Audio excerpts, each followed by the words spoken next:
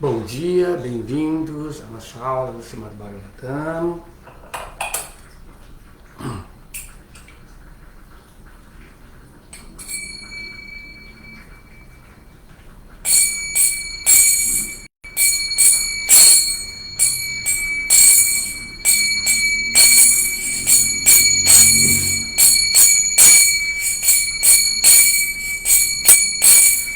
Jaya Radha Madhava Kunja Bihari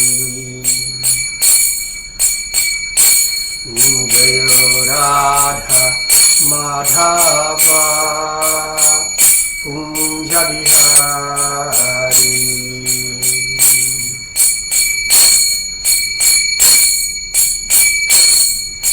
Gopi Jana Vallabha Girivaradhari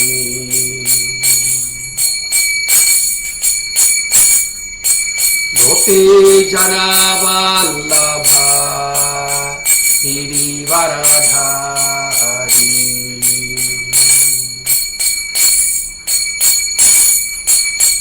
Yatodanandanan Pragajanaran Yatodanandanan Pragajanaranjana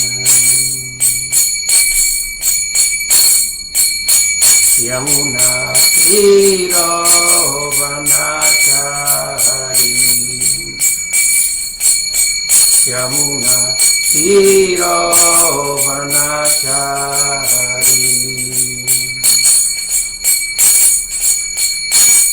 Jayo Radha Madhava Kunja Bihari Jayo Radha Madhava Kunja Bihari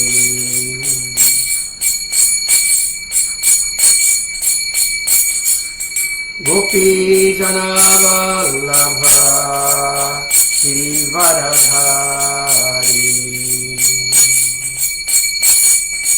Gopi Jana Vallabha Girivaradhari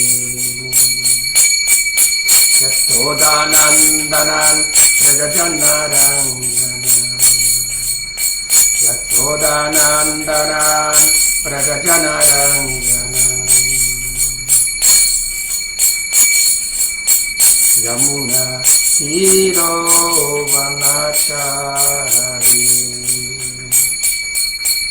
Yamuna Tiro Vanachari Jaya Radha Madhava Kunja Bihari Jaya Radha Madhava Kunja Bihari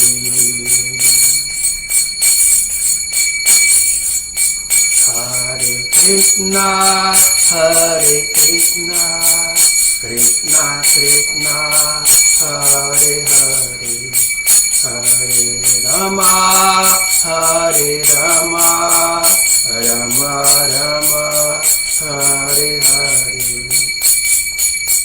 Hare Krishna Krishna Krishna Hare Hare Hare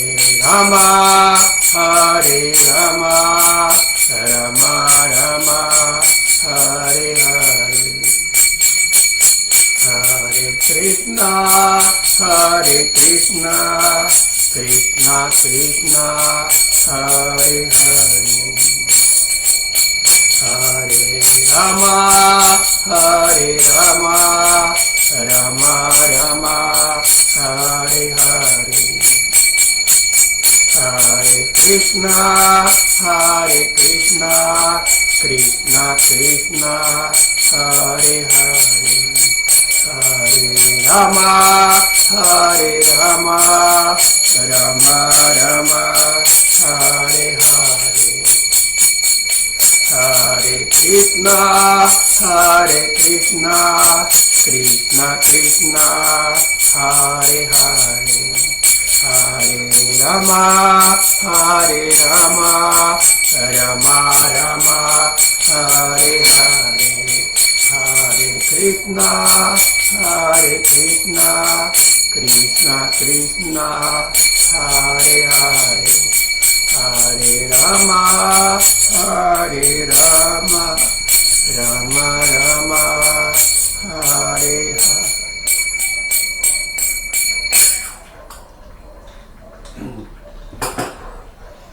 Então, lendo do Srimad Bhagavatam,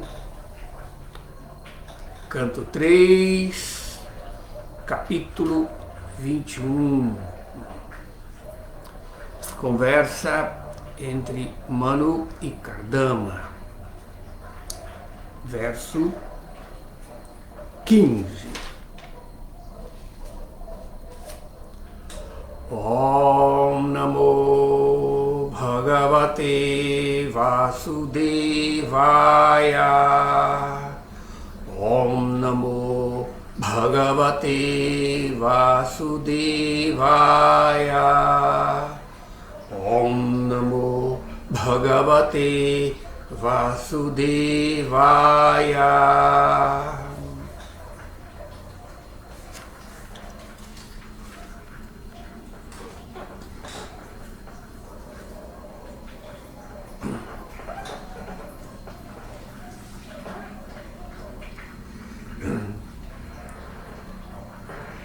Tata sachaham pariyodukama samana shilam grihameda dhenum upeivam mulam asheshamulam durashaya kamadurgam gripasya.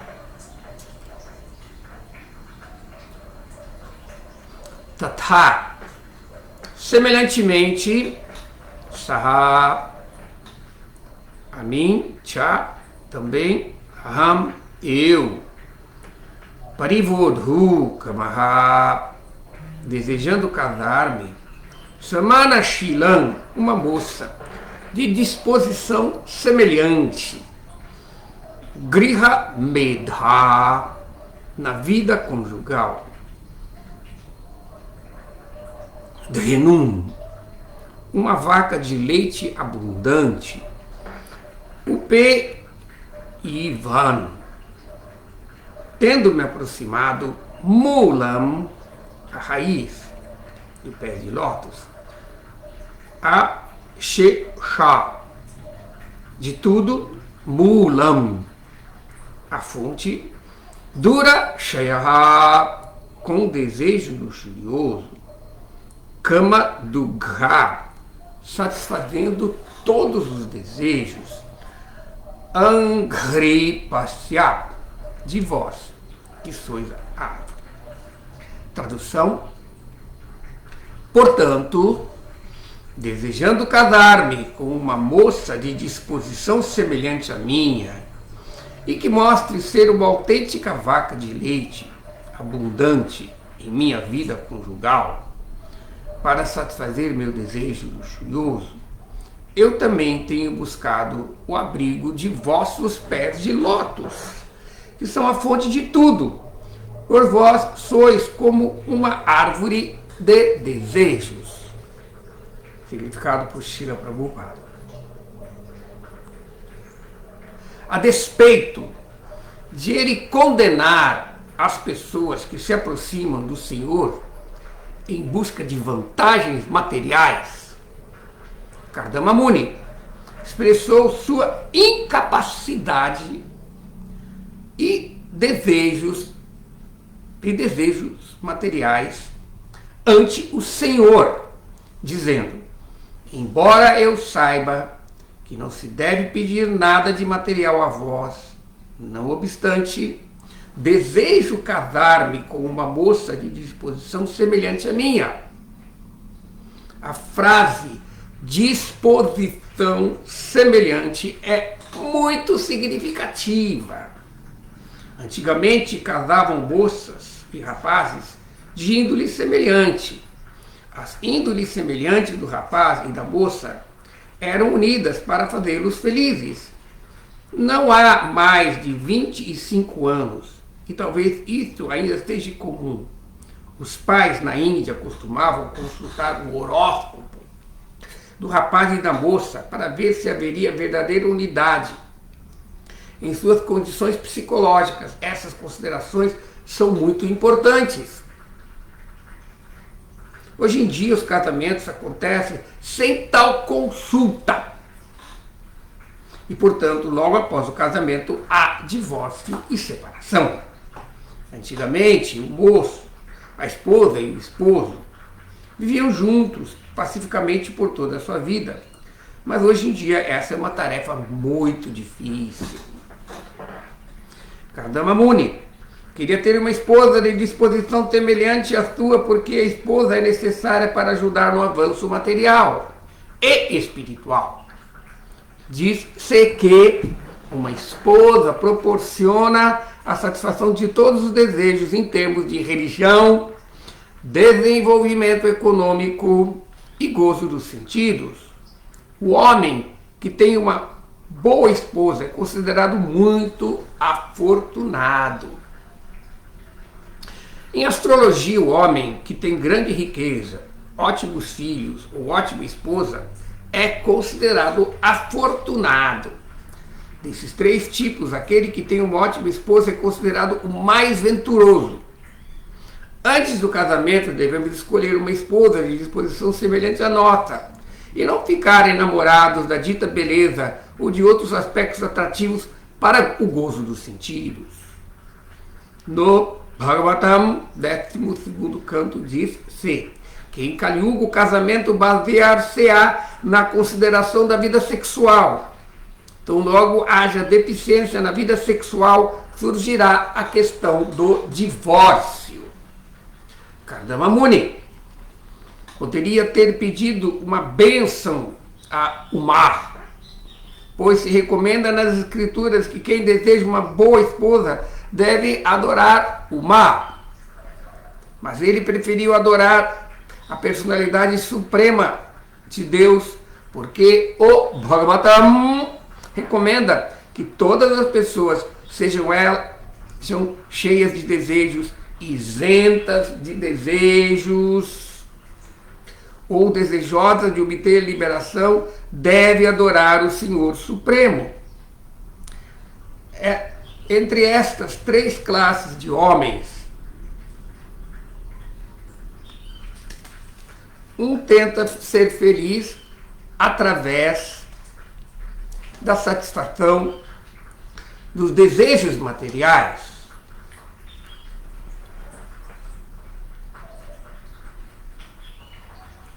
Outra quer ser feliz tornando-se una com o Supremo. E outra, o homem perfeito, é o devoto. Ele não deseja recompensa alguma da personalidade de Deus. Quer somente prestar-lhe transcendental serviço amoroso, em qualquer caso. Todos devem adorar a suprema personalidade de Deus, pois ele satisfará o desejo de todos. A vantagem de se adorar a pessoa suprema está em que, mesmo que tenha desejos de gozo material, se adorar Krishna, tornar-se-á gradualmente um devoto puro e não terá mais anseios materiais.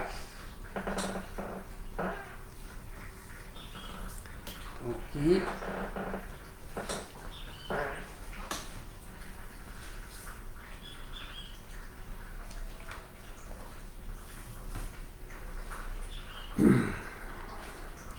Om Ajnanatimirandhasya Jnananjana Shalakaya Chakshuru Militam Jena Tasmai Shri Gurave Namaha.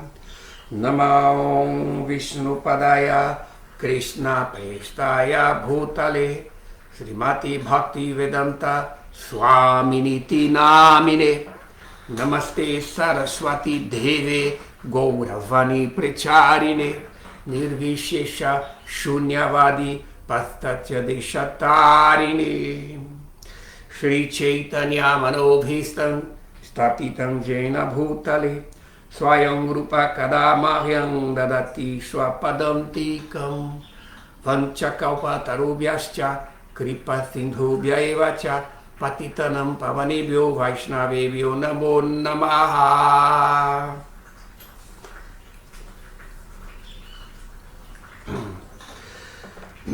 Tatha Satyaham Paribodhukama Samanashilang Grihamedadhenu Upeivam Mulam Asheshamulam Duratshaya Kamadurgham Gripatya.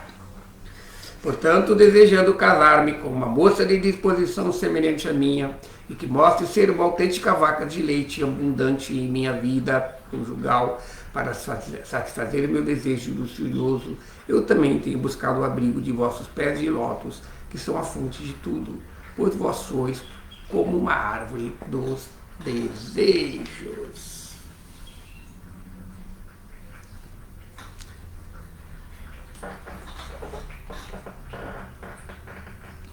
Então, nesta parte do Srimad Bhagavatam, Kardama Muni, depois de ter adorado a contento a suprema personalidade de Deus, o Senhor Vishnu, o Senhor Narayana, e o Senhor, estando satisfeito com sua dedicação, com sua meditação, revelou-se a Kardama Muni. Portanto, Kardama Muni começou a se dirigir à personalidade de Deus e glorificar a personalidade da divindade suprema e também se manifestar com o seu pedido. Não? Geralmente, o serviço devocional, no seu estado mais elevado, ele não tem motivo ulterior, ele não tem outro propósito a não ser adorar o Senhor Supremo. Então esta é a plataforma do serviço devocional puro, assim, onde a pessoa, estando situada em sua posição constitucional de servo eterno de Krishna, estando estabelecido no seu bhava, na sua natureza emocional de relacionamento com o Senhor, ela está satisfeita meramente em servir ao Senhor Supremo. Mas, o próprio Kardama Muni, no verso da aula passada, né, no verso 14, ele já disse isso, né? Que só aquelas pessoas que estão com a inteligência assim, perdida, né, pela ilusão material, pelo feitiço de inteligência religiosa, que elas adoram o Senhor Supremo para alcançar prazeres assim triviais, como ele fala, prazeres triviais, prazeres assim kama lavaya, prazeres assim gratificantes. Mas ainda assim, mesmo aquelas pessoas que tem desejo material, ainda assim você é tão misericordioso que você é satisfeito. Então o Senhor Supremo, entende, tem essa posição. Então cada um, entendendo isso, ele deixou bem claro que pedir algo material ao Senhor Supremo é algo inferior, algo, como se chama, trivial. Na verdade não é o objetivo do relacionamento de um devoto com Cristo pedir coisa. Mas ainda assim, entende? Ele pede desejos materiais. Então, na verdade, há um verso no segundo canto do Srimad Bhagavatam que deixa bem claro, né, que Krishna, ele aceita todo tipo de bhakti, todo tipo de serviço. E nós podemos ver isso claramente no próprio Bhagavad Gita, no capítulo 12, quando Krishna ele estabelece posição de Bhakti como superior. E ele aí apresenta, né, o nível mais elevado do serviço devocional, que é unicamente pensar em Krishna, unicamente usar toda a nossa inteligência em Krishna. Aplicar, então, Krishna é o objeto de nosso samadhi. Krishna é o objeto da nossa comunhão. Nós entramos em comunhão com Krishna. Portanto, mas ainda assim Krishna fala, mas se você não pode estar nessa plataforma desse serviço devocional incondicional, onde o serviço a Krishna te satisfaz plenamente, você não deseja nada mais, não tem problema não, você siga as regras e regulações, se purifique, abhyasa, para você se livrar desses desejos materiais, mas ao mesmo tempo ele dá esse processo na Bhagavad Gita de Vaidhi Bhakti, né? Serviço devocional, com regras e regulações. Então aquele que não pode estar na plataforma de Bhakti como sadhya, como meta, ou seja, Bhakti na plataforma de Bhava, de prema, completamente desviável, não tem nenhum problema, você pratica sadhana, Vaidhi sadhana, para se purificar, para prática constante, com o desejo de me obter, ou seja, junto com Vaidhi, você também desenvolve Raga Anuga. Você quer seguir os passos dos seres perfeitos. Você tem um ideal. Você não é um devoto puro, mas você tem que ser um devoto puro, o seu ideal. E, portanto, você aceita as regras, os princípios reguladores da liberdade. Vaidhi, para se purificar. Desejando alcançar a plataforma assim de amor puro por Krishna. Então essa é a segunda opção que Krishna dá. Mas ainda assim Krishna fala, mas se você não pode também, é difícil, você não tem condições de seguir as regras, não tem nenhum problema, ainda assim se ocupe em Karma Yoga, trabalhe e dedique seus frutos a mim. Então, é um serviço devocional assim que nós. Então, essa plataforma é exatamente a plataforma que cada Muni está entendendo. Ele tem a humildade de entender que existe um nível mais elevado de adoração a Krishna. Entende? Mas ele tem a humildade de entender, mas Krishna, não estou neste nível. Na verdade, esta é a oração que Krishna também. Nós encontramos isso no Srimad Bhagavatam, no 10º canto, não? Que o devoto ainda, que não está nessa condição de perfeição, ele fala assim, ele ora, né? Tate no kampan susamikshamanu bhunjanevatma kritam vipakam Ridvagvapubir vidadam namaste jiveta yomukti padesadhaya bhak. Ele diz assim, meu querido Senhor, aquele que espera ansiosamente que vós lhes concedeis vossa misericórdia imotivada, ao mesmo tempo em que sofre com paciência as reações de suas ações passadas e oferece-vos respeitosa reverência com seu coração, palavras e corpo, com certeza é um candidato à liberação, porque esta se tornou um objeto de rito. Significa, quando o devoto não está nessa condição de perfeição, ele ora, Krishna, eu desavergonhadamente ainda estou preso nesse mundo material, eu ainda estou sofrendo as reações das minhas atividades egoístas, atividades materiais, mas ainda assim, por favor, misericordiosamente não me afaste, misericordiosamente ainda assim me aceite como um devoto e purifique o meu coração para que eu possa me levar a uma plataforma mais elevada. Então, o que significa que aquela pessoa, então, que ela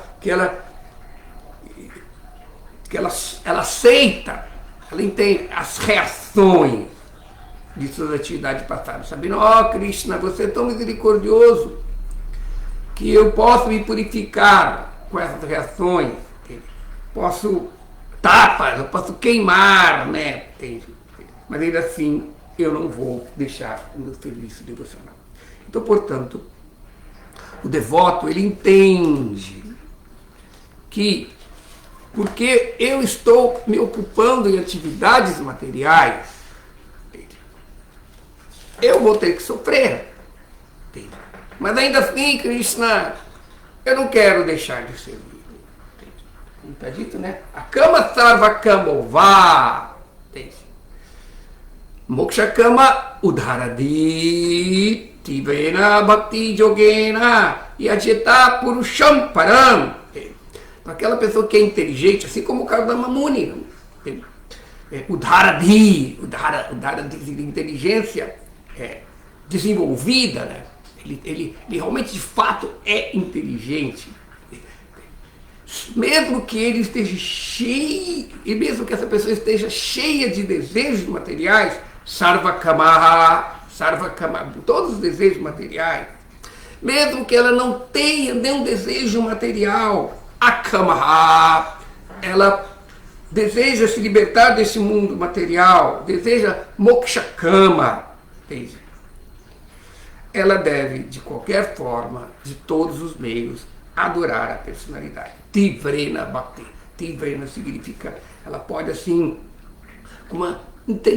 intensamente, Tivrena significa intensamente, ela deve adorar o Senhor Supremo. Então esta é a condição que Kardama Muni se encontra e ele não tenta justificar, Krishna, entende? Eu sou perfeito assim. Não, ele não se considera perfeito. Ele considera a graça de Krishna permite que mesmo eu, em minha condição precária de devoto, ainda assim eu posso servir, eu posso ainda praticar o meu serviço devocional. Então, portanto, o processo da consciência de Krishna, ele é para todos. Podemos ver que, mesmo na Bhagavad Gita, Krishna fala, né, que vários tipos de pessoas se aproximam dele. E ele aceita. Então, nós temos, por exemplo, o artha, o aflito, tem o jigyashu, o curioso, não buscando conhecimento, mas ele não sabe o que ele está buscando ainda, o artha-arti, aquele que deseja muitas coisas materiais, e o jnani, que se aproxima. Então, o que é o Jnani?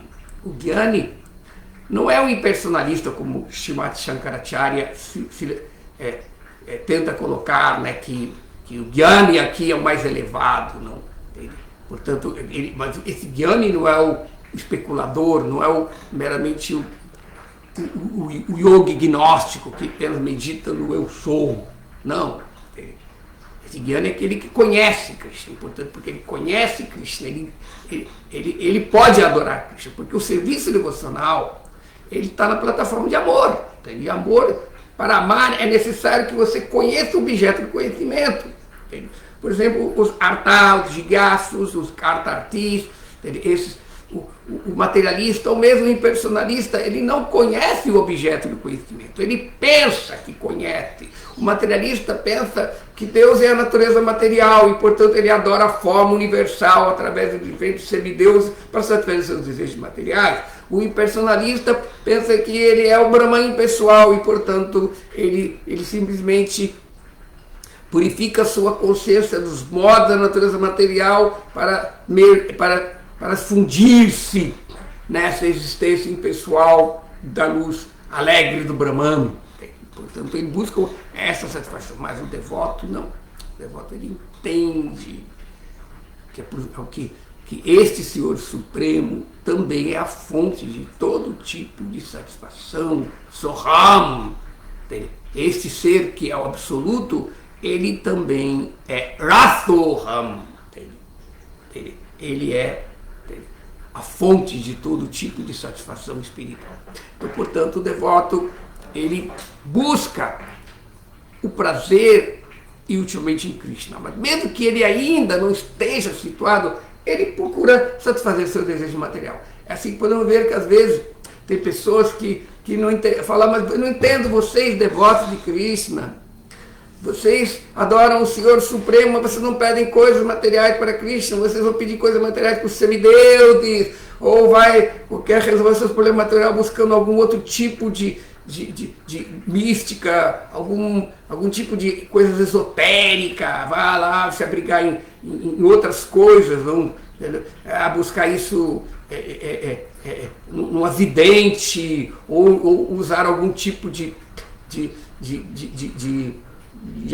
mantra, ou algum tipo de bebida que vai poder estimular essa relação com Deus. Não, essa relação de Krishna com Krishna não pode ser obtida, entendeu? Externamente, para você satisfazer os seus desejos materiais. Depois que eu satisfiz os desejos materiais, eu vou servir a Krishna. Não é possível, os desejos materiais são insaciáveis. E se nós estamos apenas nos aproximando de meio ou métodos que podem satisfazer para satisfazer os nossos desejos materiais, nós vamos nos garantir a continuidade do ciclo de nascimentos e morte, porque os desejos materiais eles surgem enquanto nós temos o corpo material, enquanto nós temos um corpo material constituído dos modos da natureza material, e portanto estamos nos associando com os modos da natureza material, os desejos vão estar brotando, entende? Assim como a terra.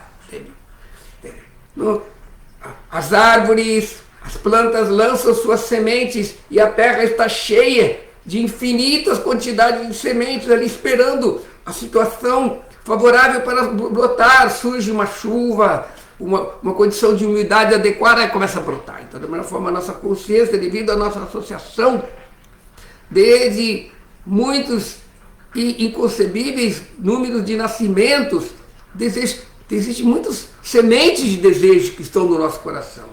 Aí você associa com os modos da natureza material, você tem uma associação adequada àqueles desejos, começam a brotar, aí brota e aqueles desejos frutificam, aí geram mais sementes no nosso coração. Enquanto nós estivermos ainda presos nesse mundo material, os desejos materiais vão surgir.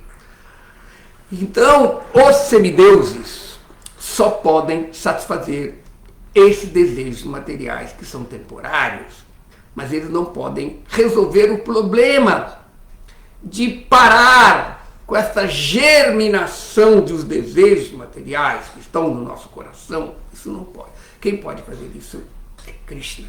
Por isso que o devoto, quando ele adora Krishna, mesmo que não esteja no estado de Shuddha Bhakti, serviço devocional puro, a Vyaya Bhakti, serviço devocional assim, indesviável, aí Krishna pode satisfazer o desejo material. Mas existe um fator diferente que diferencia nesse fato de que Krishna pode satisfazer nossos desejos materiais. Se os semideuses recebem a Shakti do Senhor Supremo para poder governar o mundo material, se os semideuses recebem a Shakti de Krishna para ser o senhor do karma, ou melhor, o senhor não, os administradores do karma, porque o Senhor Supremo, ele que é o senhor de tudo, inclusive do karma, inclusive da natureza material. Se o Senhor Supremo pode dar, então ele também pode dar o que os semideuses dão. Quer dizer, será que não pode entender isso? Mas a diferença é que ao mesmo tempo que ele está nos dando os desejos materiais, na sua associação, ele nos purifica e faz com que nós possamos desenvolver o desejo de servi-lo.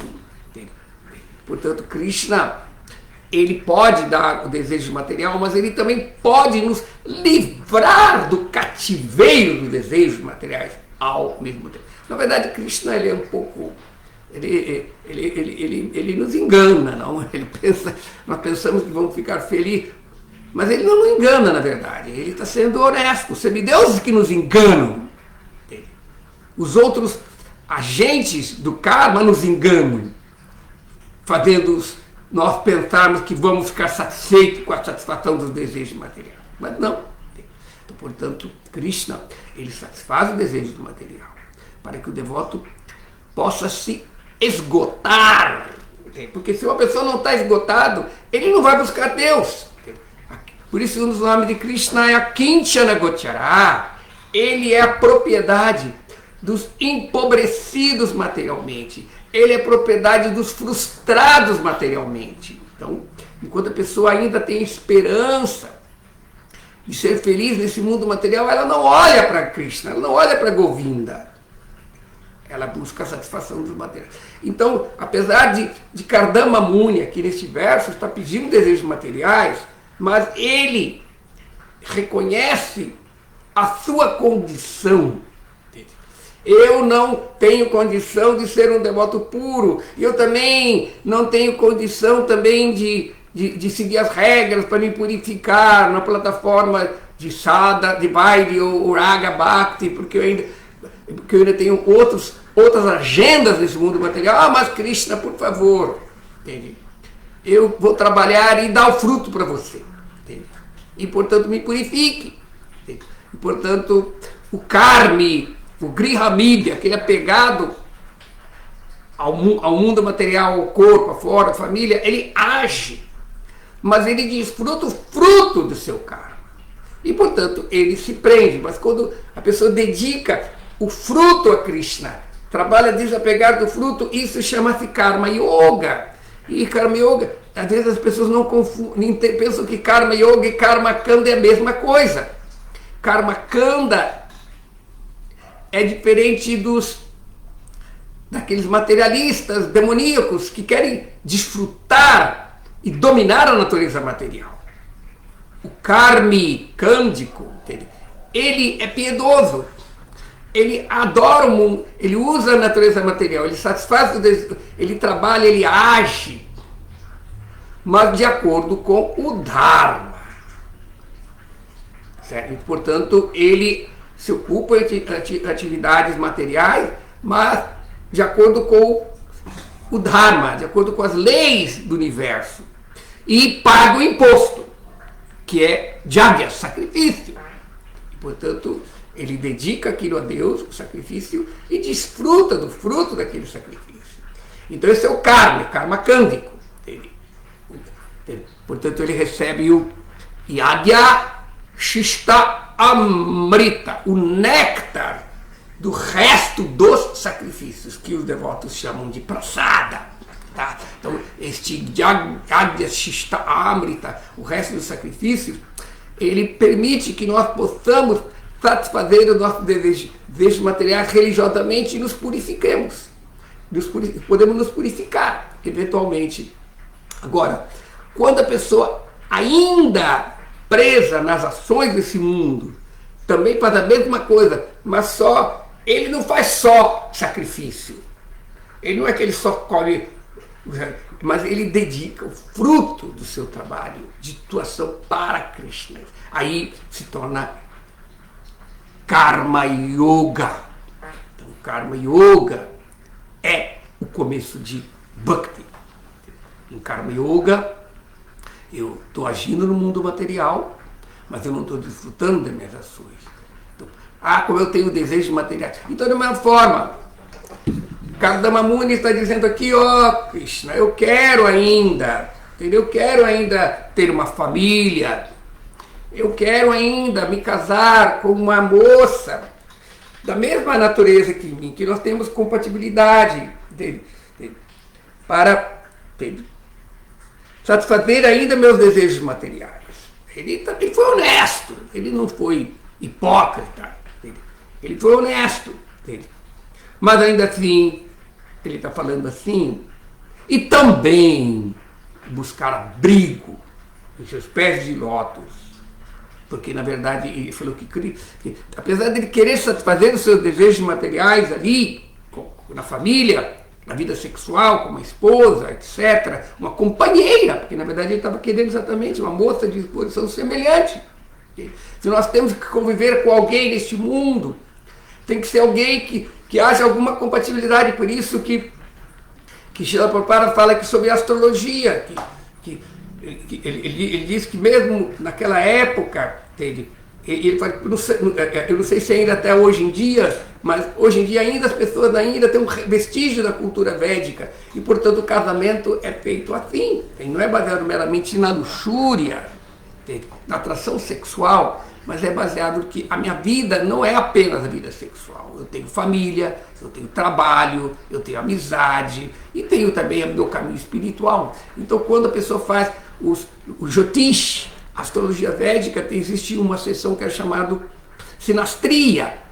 Pela sinastria, os pais, quando havia um perspectivo candidato a casar com sua filha, os pais, ou então quando seu filho estava em necessidade de aceitar uma esposa, então os pais conjuntamente, eles faziam a sinastria de seus filhos.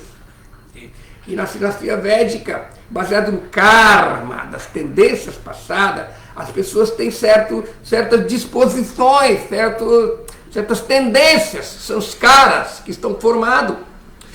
E quando você mistura essas tendências, pode ser que haja compatibilidade ou haja indisposição. Então, quando na carta astral uma porcentagem maior de harmonia estava presente e uma porcentagem menor, ou às vezes menos, de conflito estava presente, então ali isso que dirigia a escolha do parceiro para seu filho, sua filha, para o casamento. Então, portanto, por exemplo, tinha que haver compatibilidade, não apenas compatibilidade sexual, mas compatibilidade econômica, eles iam ter prosperidade juntos, compatibilidade entre as famílias, compatibilidade no relacionamento de fraternidade e amizade. Então, vários desses elementos, os astros, pelo karma da pessoa, mostrava que a pessoa iria ter seu... Então aí a pessoa preferia. Então depois de saber, aí sim as pessoas se conheciam. Eu me lembro que eu estava em Jaipur uma vez, que eu fui com um grupo, yoga muito tempo atrás, algumas décadas atrás. Aí eu estava, naquela época ainda não era tudo informatizado, então ainda era a época dos jornais ainda, né? Então aí no hotel tinha um jornal, um calhamaço, tipo... assim, classificados, não? Aí eu vi que mais da metade dos classificados era anúncio de casamento. Aí colocava ali, aí a pessoa, aí falava assim, moça de família tal, busca a pessoa da mesma disposição, ou seja, para casamento. Mande a foto e os dados para a carta astral. Isso significa, a pessoa olhava lá na foto, se era muito feio, nem... Mas o mais importante que ver a foto ali era a carta. Se havia compatibilidade, a pessoa não. Então significa que se um relacionamento humano, de um casamento, é para ser duradouro, ele tem que ser baseado no amor. E o amor é baseado em conhecimento. Então quando você conhece uma pessoa, você entende os seus defeitos, pois na carta astral você via conhecer as compatibilidades e as incompatibilidades. Não é apenas tu. Não existe uma carta 100% compatível, mas as pessoas podiam saber as dificuldades que a pessoa ia ter no relacionamento. E, portanto, as pessoas aceitavam e aí o relacionamento se transformava no começo. No começo não era amor, porque amor vem ter conhecimento, mas primeiro a pessoa conhecia a pessoa e o relacionamento se desenvolvia. Hoje em dia não. Hoje em dia as pessoas não sabem diferenciar entre o amor e a paixão. Hoje em dia o que rege, como o Srila Prabhupada cita no Srimad Bhagavatam, no canto, que descreve os sintomas, entende? Eles, infelizmente,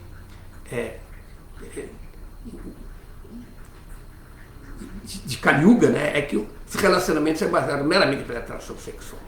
Podemos ver, às vezes, como relacionamentos que não se baseiam, as pessoas não se conheceram. Hoje em dia, por exemplo, as pessoas não namoram mais.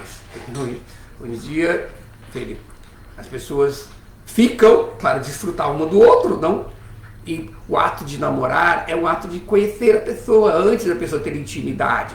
Então, é bem parecido com o conceito védico. A pessoa, ela conhecia através da carta astral, mais ainda, ela tinha um conhecimento de aspectos que a mera aparência, a mera coisa, porque você fisicamente, você pode enganar as pessoas que você é algo e depois que você se casa, você se revela.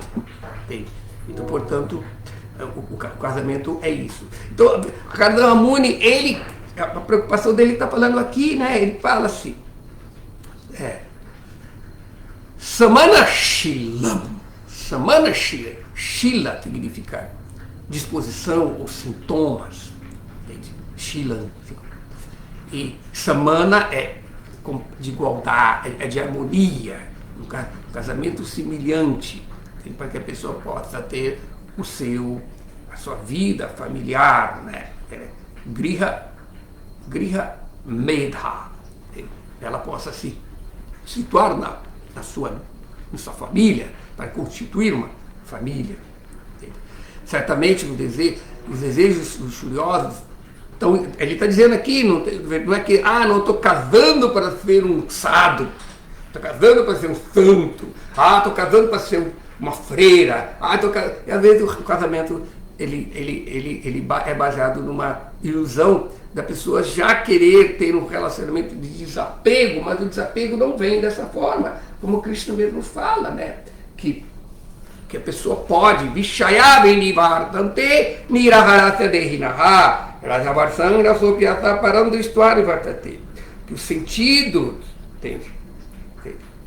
Nós podemos parar os sentidos, mas se o desejo está na mente, entende? Não adianta. Entende? E aquela pessoa que mantém esse desejo na sua mente, entende? Como está dito, né? Karmendriyani Shamyamaya, aquele que restringe o karma endria, ou seja, os sentidos da ação, não? Aquele que restringe os sentidos de agir, Yate Manasasmaram, mas na mente ele fica lembrando, meditando naquilo que ele abandonou, tá? Indriyanyartam Vimudhata.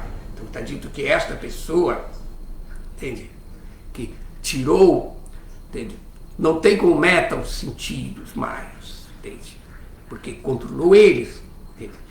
Mas Manasasmaram, mas ela continua a meditar nisso. Ele é Vimudhatma, entende? Ele é, entende? Um hipócrita. Nós temos essa palavra aqui, Vimudhatma. Ele está confundido, ele está equivocado, ele está confundido. E ele é um Mithya Acharya. Mithya é mentira, ilusão, falsidade. Acharya ele se comporta na ilusão, ou seja, hipócrita. Essa pessoa é chamada. Mas aquela pessoa, que, como está dito, Parandristva Nivartante, aquele que sente um gosto superior, ele fixa. Então, portanto, a vida de grihasta, a pessoa vai estar ainda envolvido com o mundo material, mas como ele é um Vaishnava, ele está ocupado em Karma Yoga, que é o estado inicial de Karma Yoga, de Bhakti. Ele está servindo a Krishna. Como o Kardama falou assim, entende? Ainda assim, eu quero, tudo bem, eu quero esses desejos materiais, mas eu também quero os seus pés de lótus. Então, dessa forma, o devoto ele purifica, ele transforma tudo que é dedicado a Krishna se torna prachada. Tudo que é dedicado a Krishna não tem reação. Ele é um sacrifício. Então, a vida de casado é um sacrifício, não no sentido de que eu tenho que ter uma vida de casado que é sacrifício no sentido de sofrimento.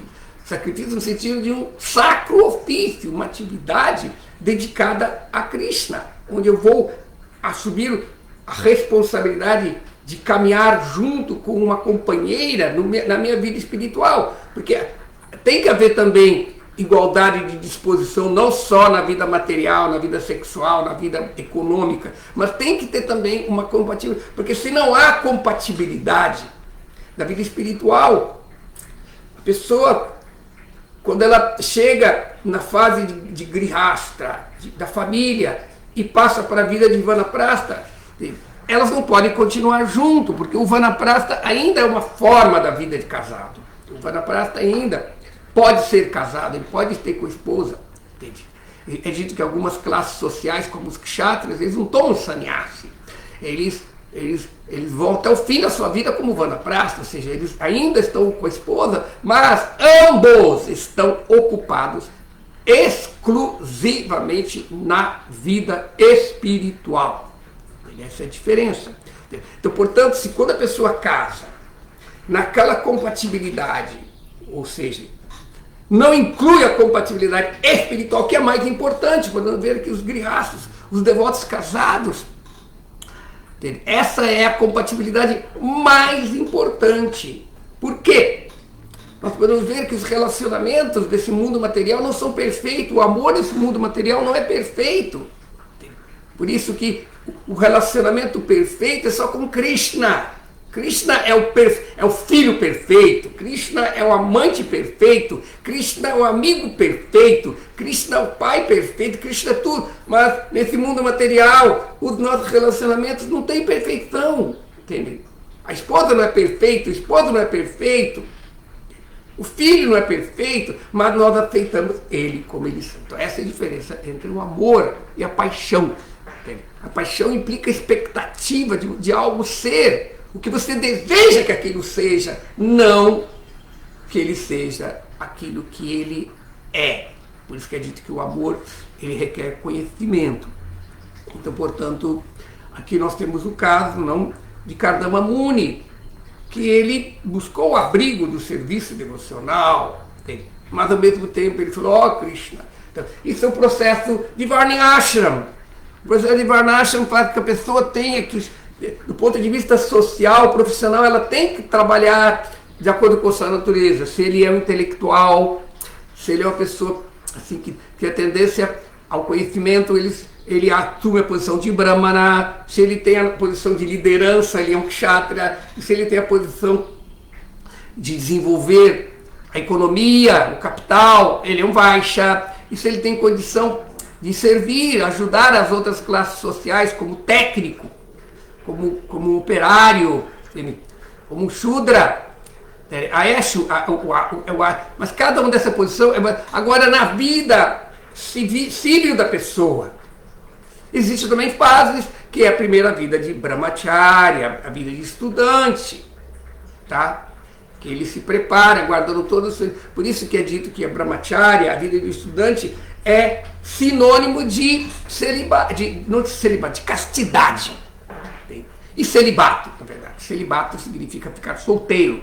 E castidade significa ter controle da sua vida sexual, dos seus instintos, dos seus desejos.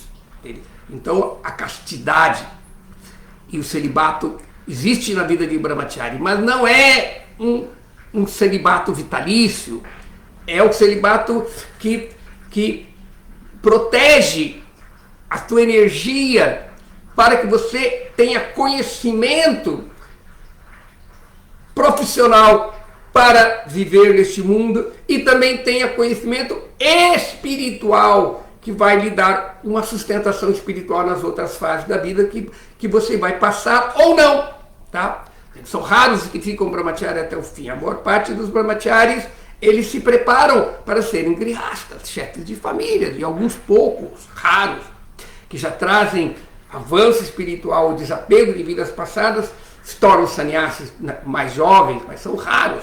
Podemos ver que às vezes a aceitação precoce de sannyasi foi um dos problemas que no movimento muitos jovens tomaram sannyasi, mas eles não estavam preparados, eles tinham que ser grihasta, então no grihasta. Então, de acordo com a ordem que você assume na sua vida social, esta ordem social, dentro da família, dentro da sociedade, você vai facilitar a vida. Então, para alguns a vida de brahmachari, a vida de sannyasi é favorável, para outros não.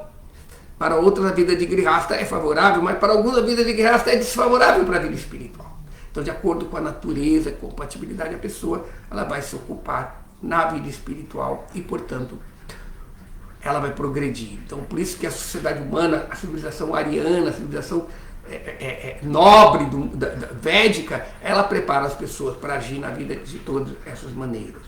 Então, portanto, aqui, Kardama Muni não está dando um conceito também utópico de vida de grihasta. Às vezes, os devotos, no começo do movimento, os devotos na sua assim, maturidade, no seu entusiasmo de já ver o fim do filme, né? E chega à perfeição, aí se tornam grihastas brahmacharis, renunciados, e portanto o seu casamento não...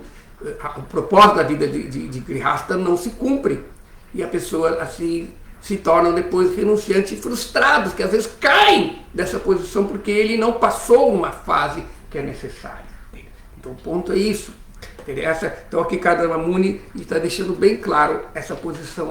Krishna, eu ainda tenho desejo, eu quero isso, então por favor me arranje uma pessoa para que... Mas ainda assim eu quero... Mas eu não quero parar de servir você. Eu quero ser um devoto. Eu quero ser um devoto. Eu quero me obrigar aos seus pés de volta. Então essas instruções desse verso da aula de hoje são bem instrutivas para a nossa vida espiritual. Então acho que podemos encerrar aqui a nossa exposição da aula. Espero que tenha satisfeito a curiosidade dos presentes.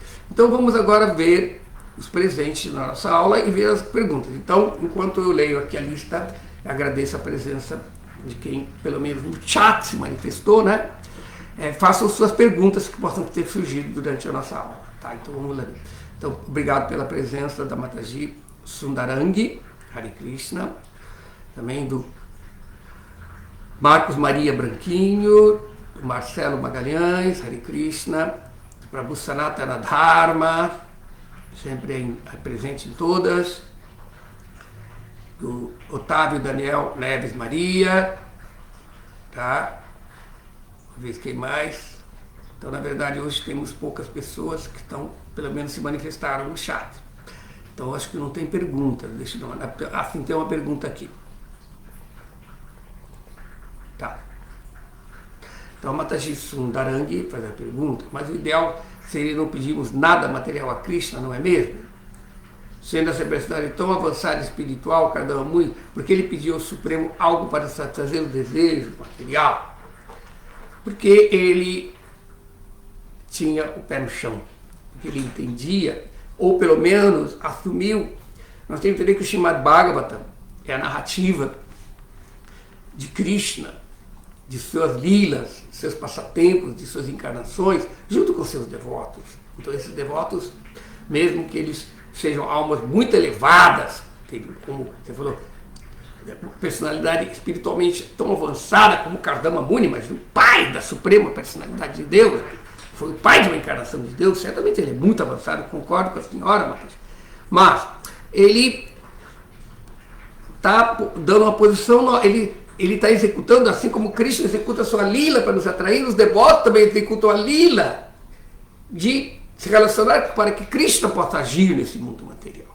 E também para que Krishna possa instruir da mesma forma. Arjuna, que também é um associado eterno de Krishna, muito avançado, mas ele também ficou iludido, né? Ele ficou confuso no começo do Bhagavad Gita. E assim ele deu a oportunidade de Krishna instruí-lo sobre todo o processo de Bhakti, desde o seu início até a sua perfeição.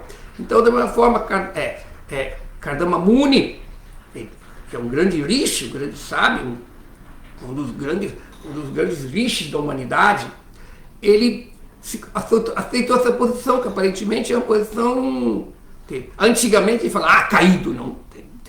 Antigamente a vida de Grihasta, no começo do movimento, quando nós éramos muito imaturos ainda, e alguns ainda são hoje em dia, mas raros, é bem menor agora, nós achamos que não, todo homem, todo devoto tem que ser brahmachari, e todas as devotas têm que se casar. Parece uma incompatibilidade até matemática. Se todos os homens não vão casar e todas as mulheres têm que casar, como que vai ter casamento? Mas nesse sentido. E aí os brahmacharis, eles falavam, você tem que ser um brahmachari até o último fio do seu interior. Falava assim, brincava. Então significa que a pessoa, ela tinha que se manter como brahmachari, aí quando ela não conseguia, ela caía casada. Então que tipo de chefe de família, que tipo de casamentos nosso movimento tinha?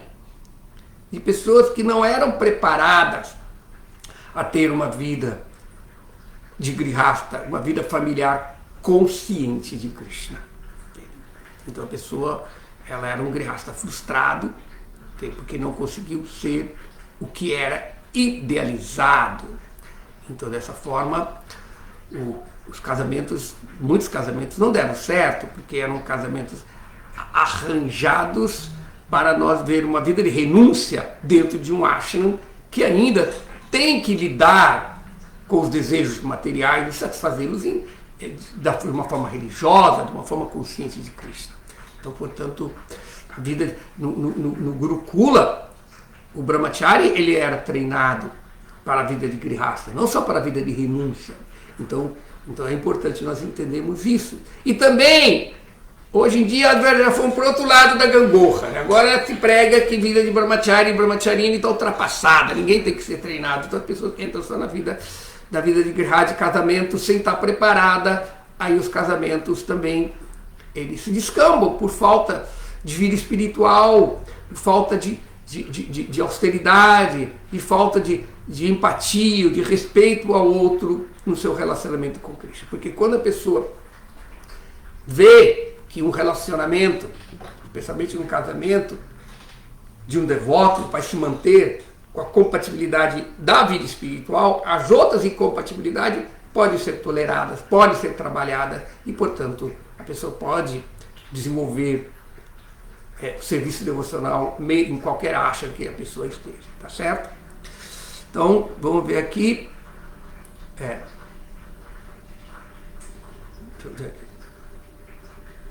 Então, portanto, respondendo a pergunta, Kardama Muni, ele nos colocou na nossa situação para dar um exemplo de como que nós temos que viver a nossa vida espiritual, não importa a situação que nós estejamos. E como todos nós temos que adorar a Krishna, mesmo com desejos materiais.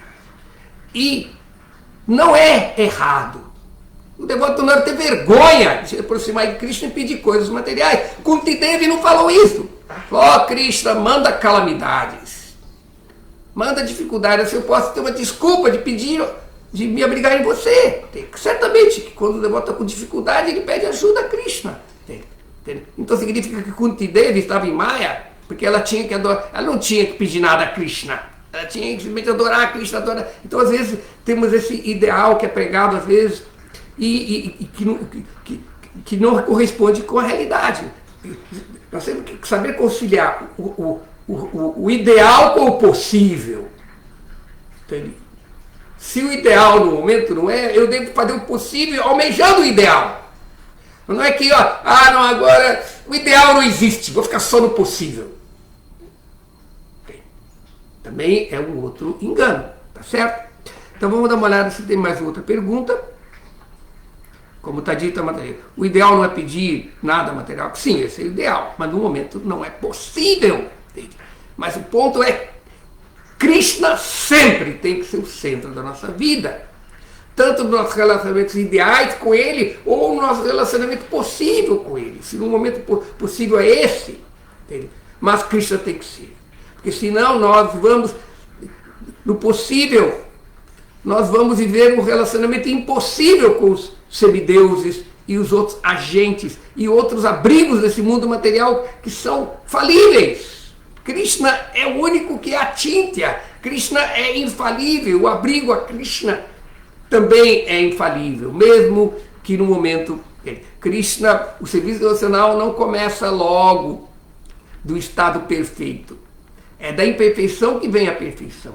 A lótus, quando ela nasce nasce do lodo, e o lodo é pútrido, não é sujo, mas ela sai, ela passa pelo lodo, aí do lodo ela vai para a água, aí quando ela chega na água ela se purifica, ela se limpa, Aí quando ela sai da água, ela abre. Como ela abriu, ela não está suja, ela está pura. Então, da mesma forma, se nós temos que ser como a lótus, que temos que surgir da nossa condição, por mais caída que estejamos situados, nos abrigar na água da associação com o Guru, com o mestre espiritual, dos devotos mais avançados que vão nos purificar pelo seu exemplo, pelas suas instruções, e aí nós podemos nos abrir no serviço devocional espontâneo e puro a Krishna.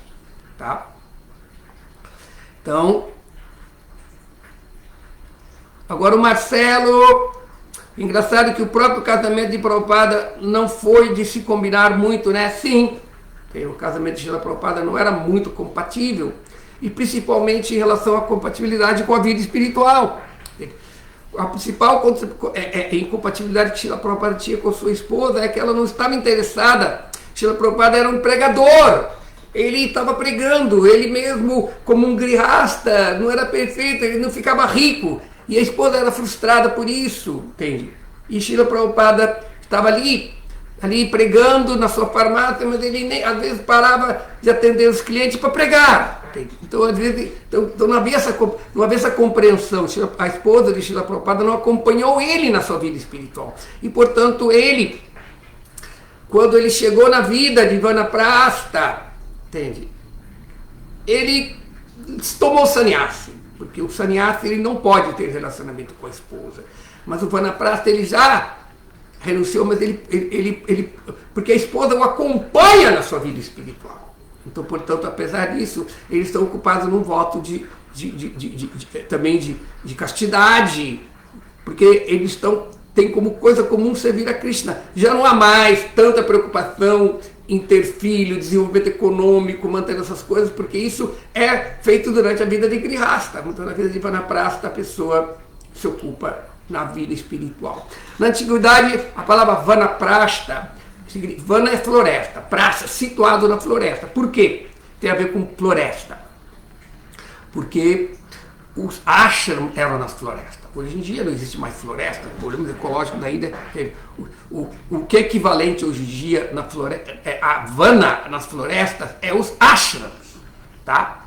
Você vai, então, ir para a floresta, hoje em dia é ir para o mosteiro, é ir para o ashram, ir morar num templo, renunciar ao mundo material, entende? E se ocupação das atividades diretas de servir a Cristo. Então, portanto, Prabhupada me fala que os nossos Vanaprasthas são chamados, não tem o título de Vanaprastha, é Vanachari, é Goura Vanachari, que estão situados em pregar a mensagem do seu Chaitanya. Então, de uma forma, na floresta hoje em dia não era para executar meditação impessoal, renunciar ao mundo. A nossa floresta é ir para a floresta do mundo material, como Srila Prabhupada saiu de Radha Damodara, do mundo espiritual, lá em Vrindavana, e foi para a floresta da ilusão do mundo material, no Bowery, lá nos hippies para pregar. Então, quem tem Goura, quem tem a mensagem de Sr. Chaitanya, pode ir na floresta desse mundo material para pregar a mensagem. Então, a vida do Grihasta, quando eles já estão ocupando meramente em pregar juntos, isto é tão bom quanto a vida de sannyasi. E nem todos se tornam sannyasi, a pessoa não tem a vocação de renunciar completamente. Então essa é a diferença. Então, nesse sentido, interessante você colocar o caso de Srila Prabhupada, que Srila Prabhupada, ele saiu. Srila Prabhupada tinha uma experiência assim, bem negativa da vida familiar. A vida familiar era bem dificultava a sua vida espiritual, apesar dele. Então, ele nos deu exemplo, tá? De que quando está dito nas escrituras, né? Chanakya Pandita mesmo cita isso, né? Quando a vida familiar é desfavorável, a pessoa deve ir para a floresta, tá? Então, agora o Marcelo também continua aqui, né? No Vaishnavismo encontramos todos os métodos necessários para a nossa purificação, sem precisar de nada em outras linhas.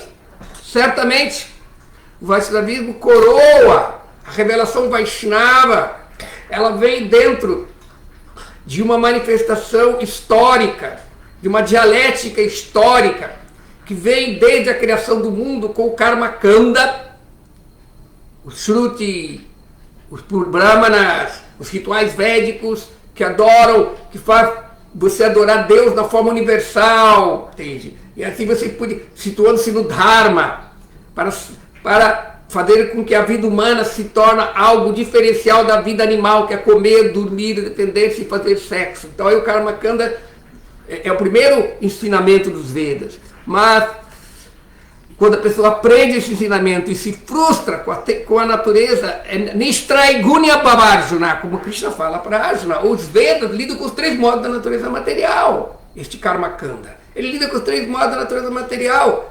Transcenda-os. Nistraigunya Bhavarjuna. Situa-se no conhecimento espiritual, entenda que isso é ilusão. Aí nós vemos a seção Jnana Kanda.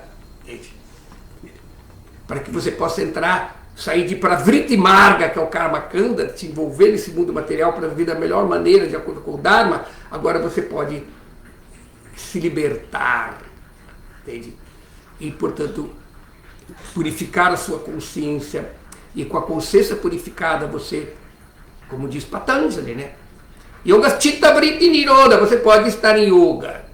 Sem a consciência purificada, você não pode entrar em Samadhi. Você não pode estar em yoga, você não pode contemplar a realidade espiritual, que é a meta do yoga, a meditação. E Yoginanga Pisarvesan, e daqueles que estão meditando, aqueles que são yogis, o mais elevado é o devoto. Então o serviço devocional, entende? O Vaishnavismo, que é o serviço devocional, é a cereja do bolo do conhecimento védico. Tá? Então, portanto, não é necessário as outras linhas. O devoto não tem que refazer aquilo que ficou faltando. Entende? Tá? Então vamos lá. Agora, o Sanatana Dharana Prabhu, em relação ao Vanaprastha do casal, existe uma orientação prática, como por exemplo, pode habitar a mesma casa, continuar a servir um ao outro nas questões materiais diárias e manter os relacionamentos de devotos renunciados ao matrimônio e suas questões? Tem, no mínimo isso. Tem. Se o casal não estão juntos pregando a vida de Vanaprastha, pelo menos tem que haver um respeito à posição um do outro. Por exemplo, o esposo tem que garantir que a sua esposa, os seus filhos, entende? Estejam cuidados, estejam protegidos. Senão ele não pode ser um Vanaprastha. O Vanaprastha, ele já garantiu que isso está sendo feito. E aí ele pode, entende? Ainda, mas o Vanaprastha, ele assume um voto ainda de castidade. Entende? Ele não tem mais vida sexual com a esposa, ele não se ocupa em atividades só mais de gratificação dos sentidos. Então, o Vanaprastha significa que, por isso diz que o Vanaprastha para algumas pessoas é tão bom quanto o Sannyasa. É uma vida de pregação, só que ele vai pregar, ou ele vai pregar com a esposa, ou pelo menos ele vai ter o apoio, entende? De poder pregar, entende? Senão a vida de Vanaprastha não é ideal. Então é melhor ser sannyasa, deixa a família, entende? Tá certo? Então agora o Marcos Maria Branquinho fala: o mundo material exige que trabalhemos para manter o corpo, a casa e as relações. O exemplo que fica é que devemos estar dependendo de Krishna em tudo. Sim, em tudo. Até mesmo para ter inteligência. Mesmo para ter a determinação e não ser preguiçoso. Tá? Para poder cuidar da sua família. Entende? Enquanto este é o seu dever prescrito. Tá certo? Por exemplo, existe o caso de uma devota que se aproximou de Srila Prabhupada, que ela queria dar o seu filho para outra pessoa cuidar, que ela queria se ocupar na adoração das deidades. E a criança, o filho, prejudicava muito, ela não podia adorar Krishna muito bem. Aí Prabhupada não gostou muito dessa proposta. Ele falou: não, a sua deidade é o seu filho, porque o seu filho é um devoto. É mais importante você, a mãe, a deidade da mãe não é as deidades no altar, é o filho. Enquanto o filho requer cuidado, educação e o exemplo da consciência de Krishna. Então, nesse sentido, e o devoto também tem que manter o seu corpo, tem que saúde, esse corpo pertence a Krishna, é propriedade de Krishna. Então o grihasta, ele tem a obrigação não só de manter-se em saúde, para que, por exemplo, pode ver que os karmis, no mundo material, as pessoas desfrutam e perdem a saúde. Aí quando chega na vida, que supostamente devia ser vanaprastha ou sannyasi, ele não tem mais saúde, porque ele já gastou toda a sua energia desfrutando do mundo material. Então, portanto, um grihasta, ele vive uma vida regulada em consciência de Krishna e salva a sua energia para o fim da vida poder se dedicar 100% a Krishna. Ou mesmo, nessa mesma vida, mesmo como grihasta, existem alguns grihastas que ambos, às vezes, são renunciados também. Portanto, eles aceitam uma vida simples, dependendo de Krishna. Agora, aquelas pessoas que não querem ter vida simples e são devotos, não é errado. Essa pessoa quer ser um devoto, ela quer ter luxo, ela quer ter opulência, não é errado. Ela tem que trabalhar muito para ter isso, e não só ter, ela tem que manter, dar caridade, porque a definição da vida de grihasta é caridade. O dharma do brahmachari é estudo. O dharma do grihasta é caridade. O dharma do vanaprastha é austeridade. E o dharma do sannyasi é renúncia. Então o vanaprastha, ele tem que ser responsável. Um grihasta que é desapegado de seu filho, da sua filha ou da sua esposa, gera sérios problemas psicológicos em seus dependentes. Então, portanto, o grihasta, ele tem que saber a diferença entre apego e responsabilidade. Tá? Então, muitas vezes na vida de grihasta, desapego é sinônimo de irresponsabilidade. Tá? Então o mundo material exige que estamos trabalhando. Então nós vamos ter que trabalhar em Karma Yoga.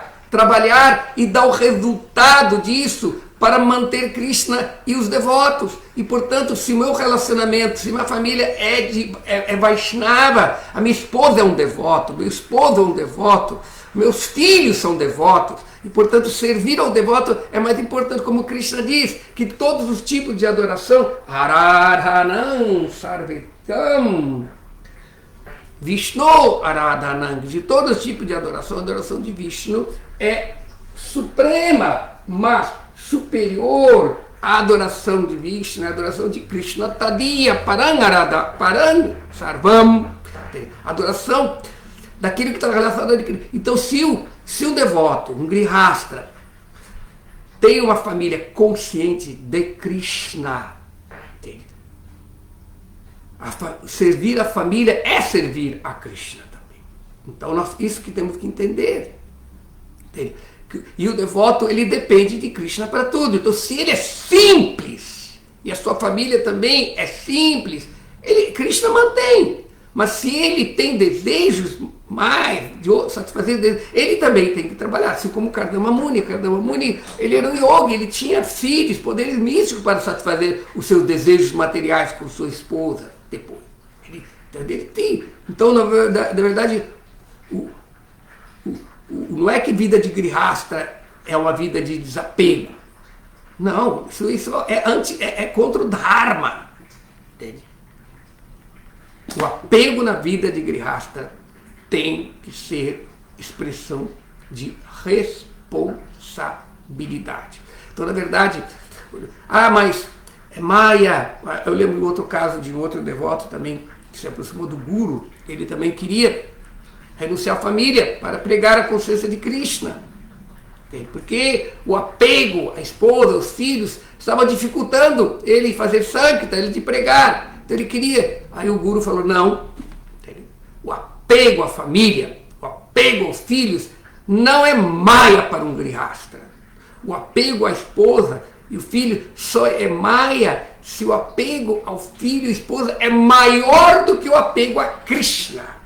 Então, se aquela família, o apego a Krishna, o apego ao Guru é maior, certamente esses apegos vão se acomodar. Entende? Esses apegos vão se purificar. E esses apegos vão ser feitos de acordo com responsabilidade. E, portanto, consciência de Krishna não é excludente. Consciência de Krishna é includente. Nós temos que ter fé no poder do Mahamantra. Nós temos que ter fé no serviço ao Guru. Nós temos que ter fé na associação com os devotos. Temos que ter fé em tudo que é Krishna Tadiya, Prashada, Tulasi Devi, as escrituras. Então, a fé em todas essas coisas é que vai solidificar o nosso apego maior. O apego maior faz com que o apego menor entre no seu lugar. Tá certo? Então, vamos ver aqui mais outra pergunta. Tá? Mataji Sundari. Não chega a pergunta, ela está agradecendo a resposta. Então, Sudarang fala, no início do movimento, Srila Prabhupada deu sannyasi a muitos jovens, mas não deu muito certo para muitos deles. Qual seria o propósito dele em fazer isso? Tá bom. Sem Srila Prabhupada, quem sou eu para julgar os atos de uma personalidade tão elevada como Srila Prabhupada? Tá? Mas Srila Prabhupada, ele veio ao Ocidente numa situação muito precária. Ele tinha 70 anos de idade, ele tinha uma saúde muito precária. Srila Prabhupada sofreu vários infartos, inclusive do navio vindo, mesmo em Nova York ele também teve problema. Então ele tinha uma certa urgência em cumprir as ordens de seu guru, que a vida do discípulo é a ordem do mestre espiritual. Se você não rege a sua existência baseada na instrução do guru, você está perdido. Você não tem rumo na sua vida.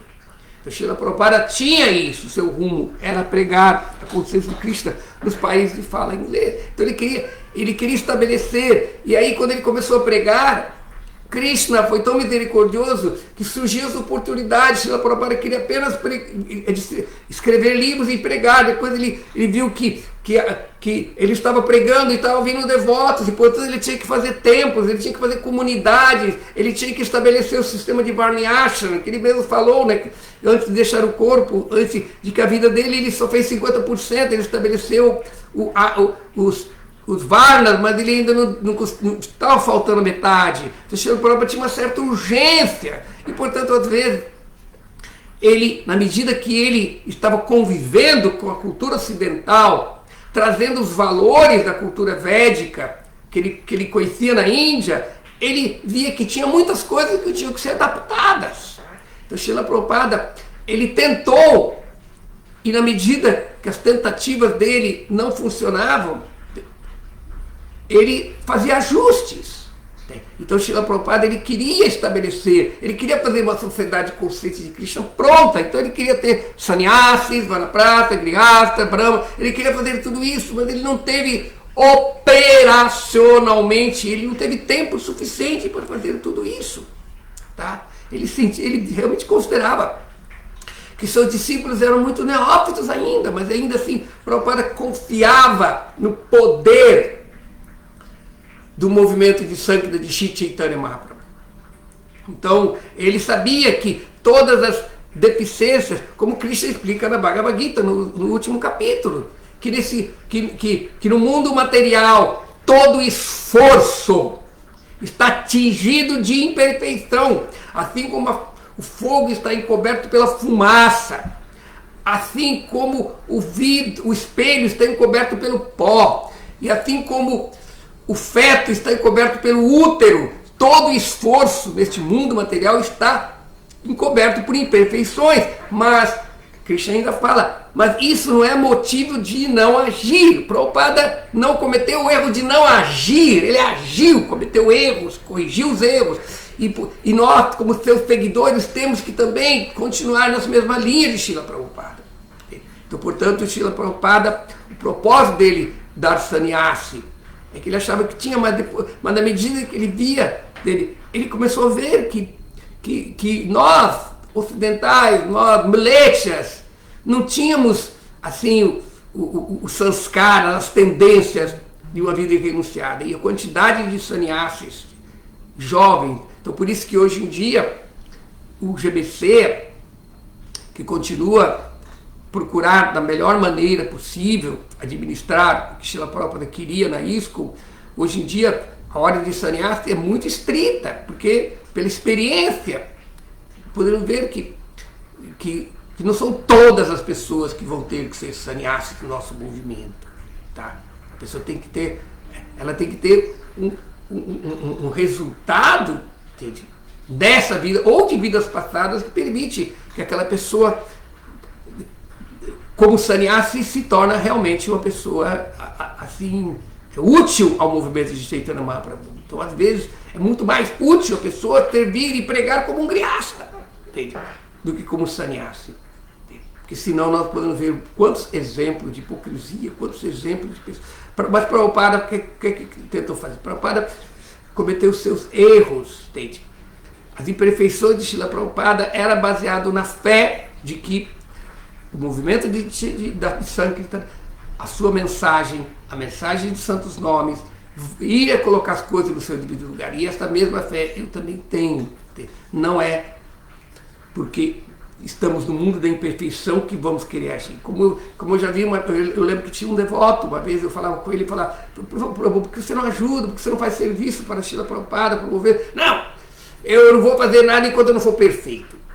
Enquanto eu não for rico, eu não vou poder ajudar. Agora eu não vou ajudar, não, porque eu primeiro eu quero ficar muito rico, muito opulento, aí eu vou ajudar o movimento. Ah, não, eu quero ser perfeito, aí eu vou ser empregador. Agora eu tenho. Então, significa que se nós queremos a perfeição para servir a Krishna, nunca vamos servir a Krishna. Porque a nossa perfeição está exatamente em aceitar servir a Krishna na nossa imperfeição. E para isso é necessário humildade. E muitas pessoas não querem ser humildes, portanto, elas querem, às vezes, fazer aquilo que elas não estão na altura, porque assim elas têm mais prestígio, fama e adoração. Esse é um grande problema. Tá? Então, acho que com isso deu para responder, né?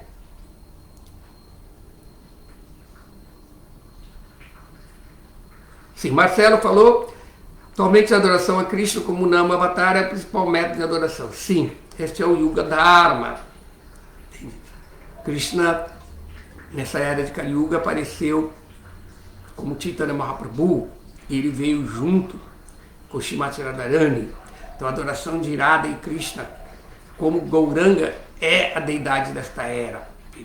E Chaitanya Mahaprabhu, quando ele deixou este mundo, fisicamente, ou seja, presentemente, ele continuou na forma do Mahamantra. Por isso que o Mahamantra é Radha e Krishna. Tem Hare, Radha, Krishna, Hare, Radha, Krishna, Krishna, Krishna, Krishna, Krishna, Krishna, Hare, Hare, Radha, Radha, Hare Rama, Radha e Krishna, Hare Rama, Radha e Krishna, Rama, Rama, Krishna, Krishna, e Hare, Hare, Radha, Radha. Então, portanto, o avatar, o objeto de adoração é o Nama Avatar. Krishna Gaura Avatara continuou como Nama Avatara em Kali Yuga. Portanto, nós nunca podemos deixar os santos nomes. Nunca devemos deixar de cantar a nossa japa, de servir a Krishna. Já é Srila Prabhupada. Hare Krishna.